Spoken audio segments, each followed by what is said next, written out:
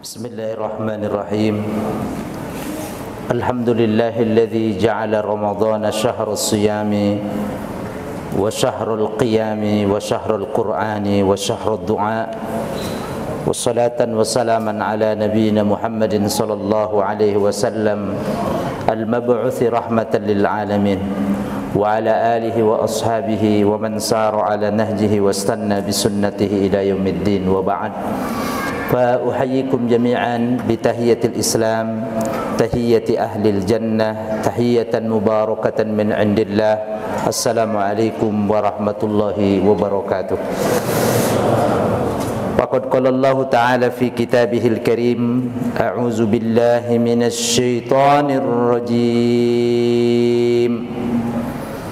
Wa laqad nasarakumullahu bi Badrin wa antum adillah fattaqullaha la'allakum tashkurun.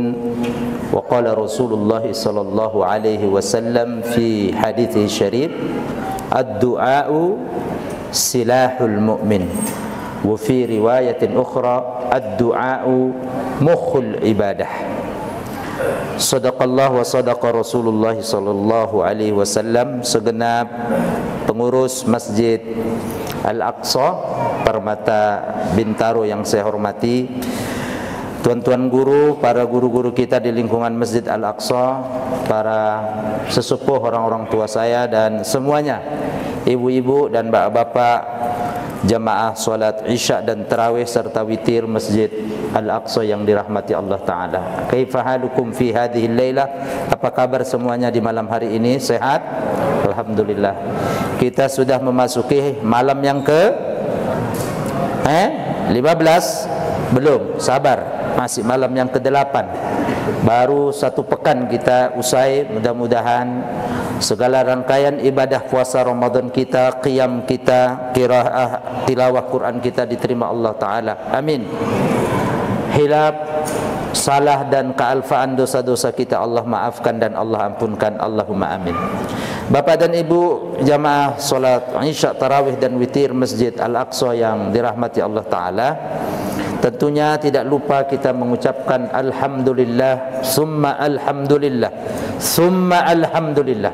Segala puji bagi Allah. Engkau hantarkan kami ya Allah bertemu dengan bulan suci Ramadan 1444 Hijriah di malam yang ke-8 ini, yang tentunya berbeda dengan tahun-tahun sebelumnya, ya Bu. 3 tahun yang lalu berbeda Bu suasananya. Mudah-mudahan Allah Ta'ala lindungi kita semua. Allah lindungi negeri ini dari segala fitnah, macam-macam cobaan dan mara bahaya. Allahumma amin. Salawat dan salam ibu dan bapak jamaah salat Isya, Tarawih, witir Masjid Al-Aqsa yang dirahmati Allah Ta'ala kita sampaikan malam hari ini kepada junjungan kita Nabi besar Muhammad sallallahu alaihi wasallam, kepada seluruh keluarga beliau, pada seluruh sahabatnya, tabi'in, tabi'ut tabi'in, dan kepada siapa saja dari umatnya yang senantiasa setia mengikuti jejak langkah risalah-risalah beliau. Kelak semoga kita yang hadir ini diakui menjadi pengikut dan umat Nabi sallallahu alaihi wasallam, bisa mendapatkan syafaat beliau nanti di padang mahsyar. Allahumma amin.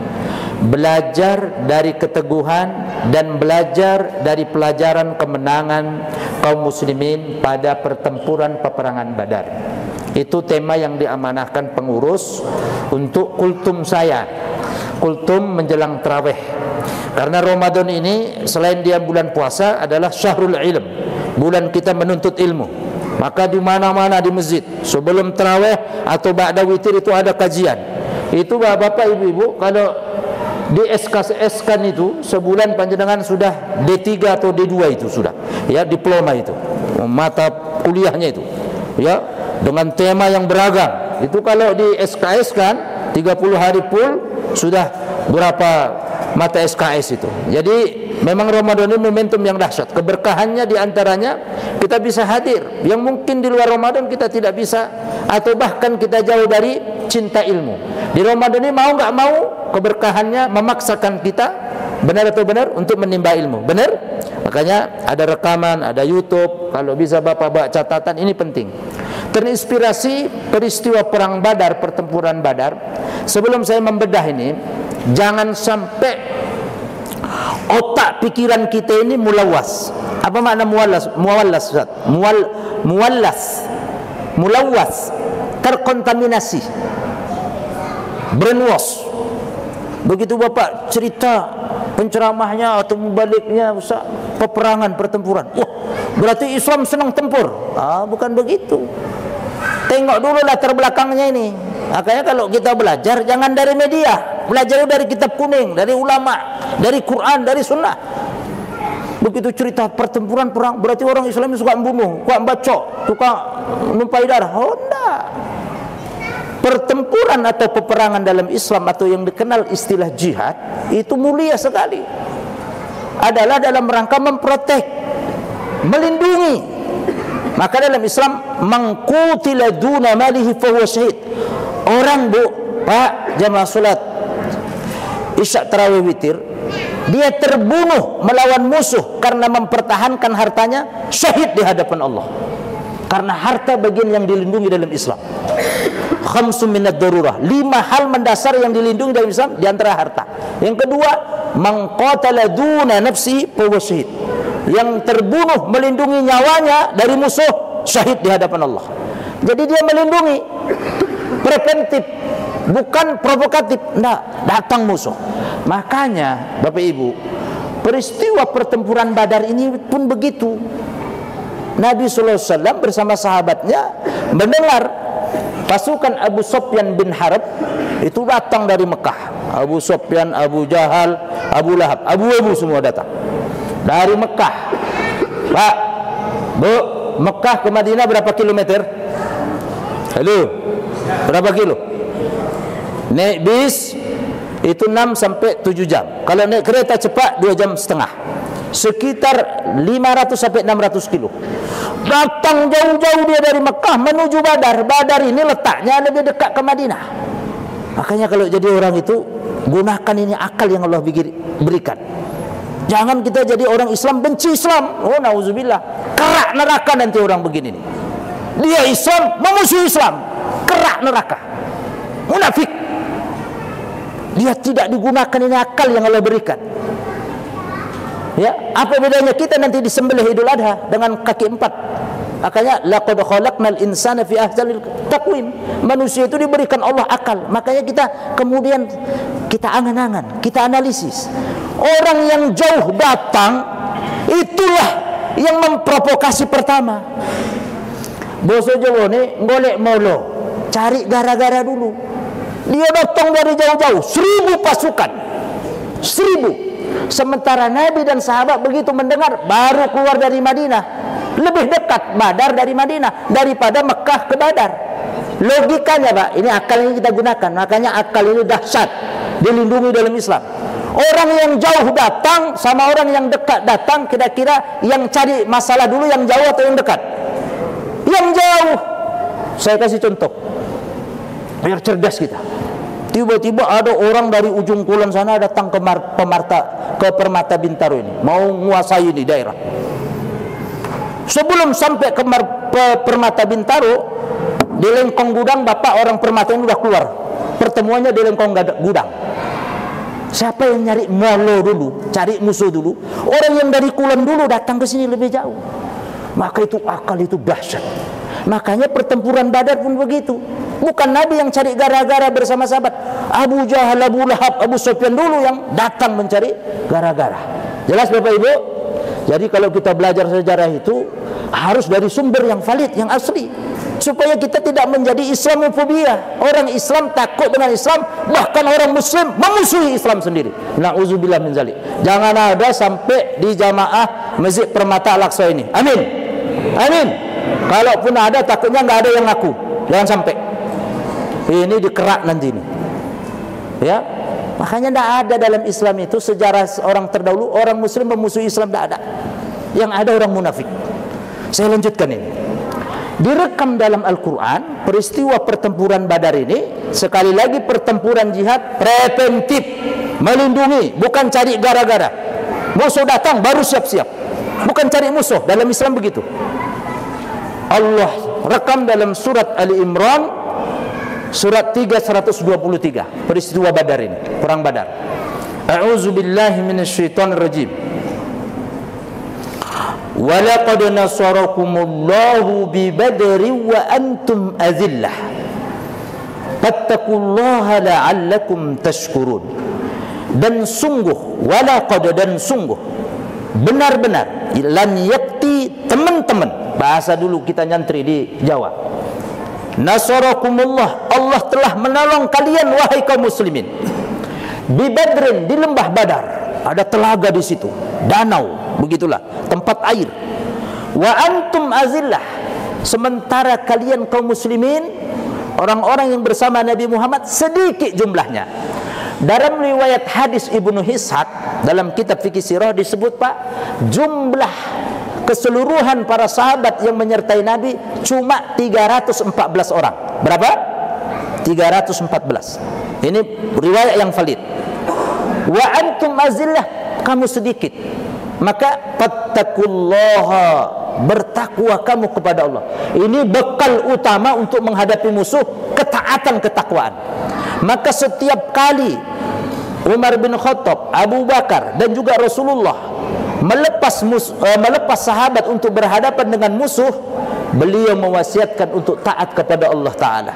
Karena saya tidak takut kekalahan kita dimulai dari banyaknya musuh, canggihnya senjata mereka, tetapi saya khawatir kekalahan kita itu datang dari internal kita. Ketika kita tidak taat kepada Allah, melakukan dosa dan maksiat, itulah yang membuat kita kalah menghadapi musuh-musuh.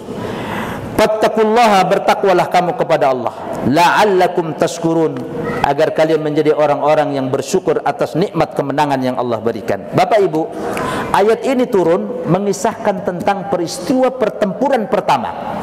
Pertempuran pertama antara hak dan batil yang terjadi dan direkam dalam sejarah. Dalam fikih sejarah, fikih sirah direkam, yaitu terjadi pada bulan Ramadan. Bulan apa, Pak? Ramadan. Ya, Ramadan itu bulan dahsyat, bukan kaleng-kaleng, lelah-lelah, bulan produktif.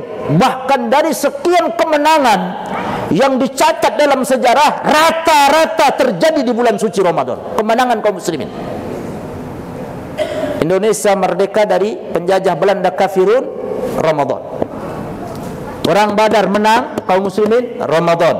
Fatu Makkah tahun ke-8 Hijriah, Ramadan. Kemudian perang Ainan Jalut, Ramadan.